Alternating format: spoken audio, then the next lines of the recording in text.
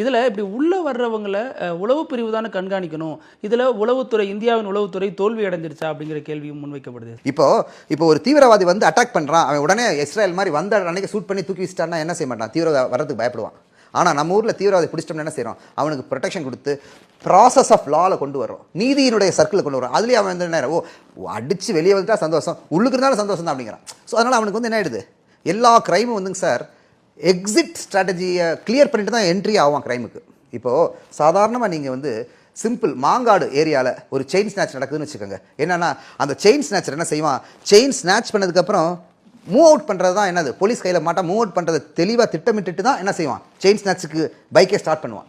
புரியுதுங்களா? அதே மாதிரி இங்கேயும் நம்ம ஊரில் வந்து நம்ம இந்தியன் சிஸ்டம் என்ன செய்யுதுன்னா எக்ஸிட் ஸ்ட்ராட்டஜி ரொம்ப அழகாக பண்ணி வச்சு கொடுத்துருக்குது. இப்போ இவ்வளோ ஷூட் பண்ணிட்டும் அவன் தூக்கி போட்டு சரண்டர் அடைஞ்சிட்டான்னு வச்சுக்கோங்க. என்னது, அந்த தீவிரவாதியினுடைய தலைவரோ அந்த தீவிரவாதியோ 25 பேரை கொண்டுட்டு தூக்கி போட்டு சரண்டர் அடைஞ்சு, ஐயா என்னை காப்பாற்றுங்க, நான் என்ன ஒன்றும் செய்ய மாட்டேன் அப்படின்ட்டு என்ன செய்வோம், அவனை வச்சுட்டு நம்ம அழகு பார்ப்போம். 15 நாள் 20 நாள் 1 வருஷம் 2 வருஷம் என்ன செஞ்சுட்டு இருக்கோம், கேஸ் போயிட்டு இருக்கோம். இதான் இது அவங்களுக்கு ரொம்ப எம்போல்டன் ஆகுது. இன்னும் சொல்ல போனோம்னா இந்தியன் சிஸ்டம் என்ன செய்யுதுன்னா தீவிரவாதத்துக்கு உரம் போட்டு வளர்க்குறதுக்கு தகுந்த மாதிரி சிஸ்டத்தை கிரியேட் பண்ணி வச்சுருக்கோம். ஸோ அதனால தான் தீவிரவாதிகள் என்ன செய்கிறாங்க, ரொம்ப ஈஸியாக டெவலப் ஆகுறாங்க. அப்படி இருந்து இந்திய மக்கள் ரொம்ப கரெக்டாக இருக்கிறாங்க.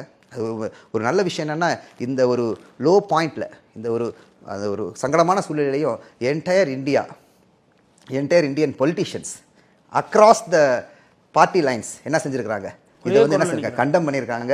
நம்மள ஒன்றா இருப்போம்னு சொல்லியிருக்காங்க. அங்கே நார்த்தில் ஒமர் அப்துல்லாலேருந்து பஞ்சாபில் எடுத்துக்கிட்டோம்னாலும், ஆம் ஆத்மி பார்ட்டி எடுத்துக்கிட்டோம்னாலும், கம்யூனிஸ்ட் எடுத்துக்கிட்டோம்னாலும், திமுக எடுத்துக்கிட்டோம்னாலும், காங்கிரஸ் எடுத்துக்கிட்டோம்னாலும், பிஜேபி எடுத்துக்கிட்டோம்னாலும் எல்லாரும் என்ன செய்கிறாங்க, நம்ம ஒரே குரல் ஒன்றா. இது வந்து ஒரு பெரிய இந்த ஒரு விஷயத்துக்கு தான் பாகிஸ்தான் பயப்படலாம். ஏன்னா என்னதான் நம்ம ஒருத்தங்க அடிச்சுக்கிட்டாலும் கார்கில் ஒரு போர் வந்துருச்சுன்னா எல்லாருமே அப்படி ஸ்ட்ரைட்டாக நிற்போம். இது வந்து ஒரு பெரிய விஷயம், வரப்பிரசாதம். இந்தியா இந்த ஒற்றுமை இந்தியாவில் இருக்கிற வரலாம் இந்தியா ஒன்றும் செஞ்சுக்க முடியாது.